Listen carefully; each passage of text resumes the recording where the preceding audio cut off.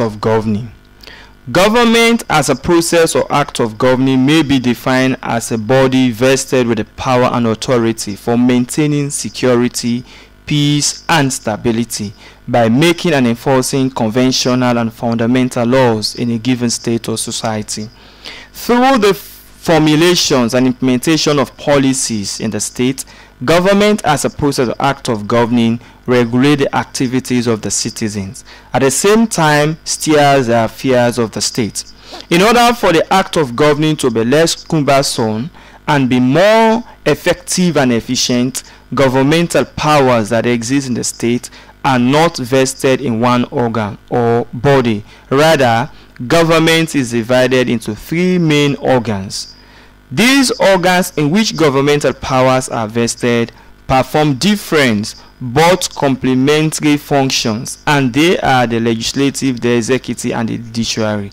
These organs of government carry out the act of governing. So when you talk about the act of governing, this refers to the process to which government formulates and implement policies in order to run the affairs of the state, in order to run the day-to-day administration of the state. So government as an act of governing is no longer like as an academic field of study where you study about those political institutions, agencies, and the dynamics of the state.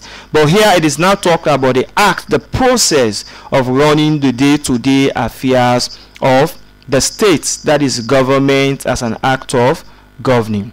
So let's look at the characteristics or features of government. Government as an institution of the state has the following features or characteristics. 1. Political power. One essential attribute of a government is the possession of political power. This power enables the government to influence the citizens and execute its policies. So one of the features of government is political power. A government should be in possession of political power so that they will be able to influence the citizens and also execute its policies. There are another features is law. A government should have fundamental rules and regulations that should regulate the activities and the behavior of its citizens. These laws that are embedded in a constitution define the rights and obligations of the citizens as well as the government. We also have personnel. Government also possesses a team of qualified personnel who are responsible for lawmaking, executions, also interpretations and punishment offenders. This team of personnel make up what is called the civil service. So government should have qualified persons in order to be able to man the affairs of the state, in order to be able to steer the affairs of the state. That is also another features of government. Then another features of government is revenue. A revenue is another essential feature of a government because government cannot function effectively without fund.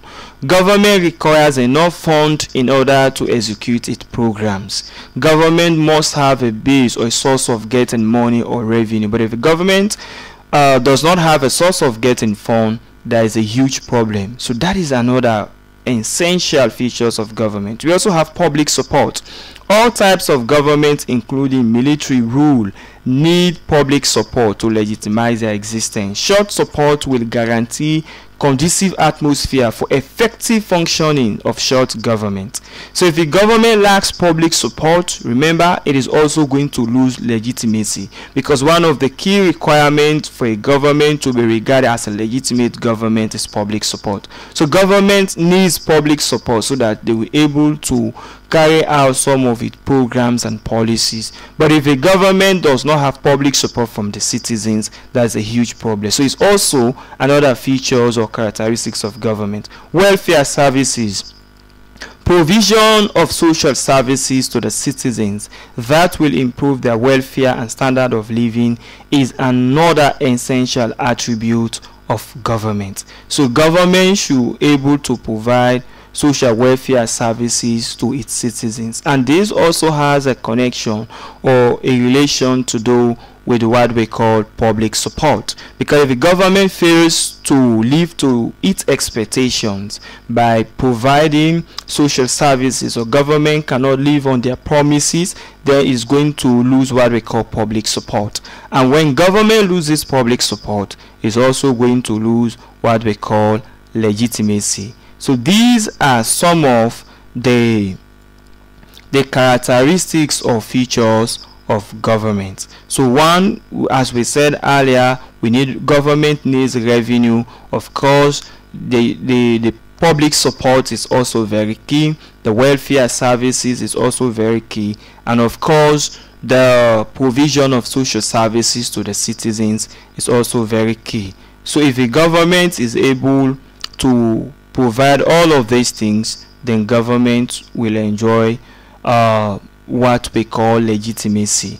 Of course, as we've also looked at, let's us make a brief recap on some others. We say also political power.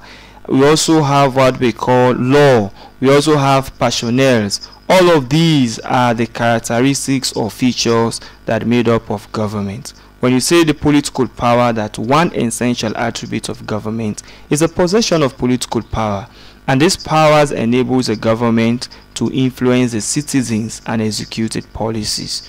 Law: if there are no established rules and regulations that regulate the activities and behavior of citizens, then of course the government will also find it very difficult to operate.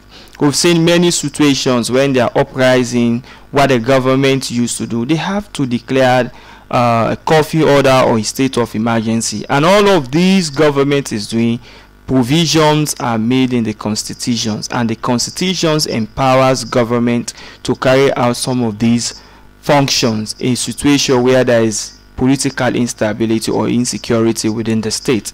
So for government to perform extremely well, government needs law, established laws that will help government to regulate the activities of citizens. Of course, the personnel, as we said, government should also possess a team of qualified personnel who are responsible for lawmaking, for the executions, interpretation, and punishment of offenders. Government should have all of these qualified persons so that they will be able to run the affairs of the state.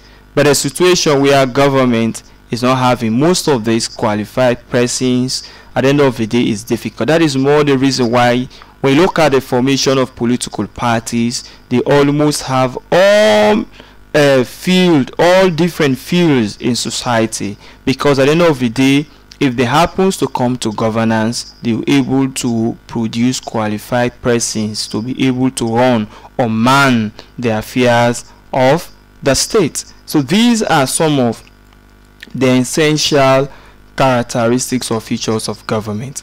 So if most of them are absent, we cannot refer to that government as a government. For instance, if there is an absence of political power, there is an absence of law, there is an absence of trained and qualified personnel, there is an absence of revenue, there is an absence of public support, of course there is an absence of a provision of social welfare, then government will find it extremely difficult, if not cumbersome, in order to run the affairs of the state.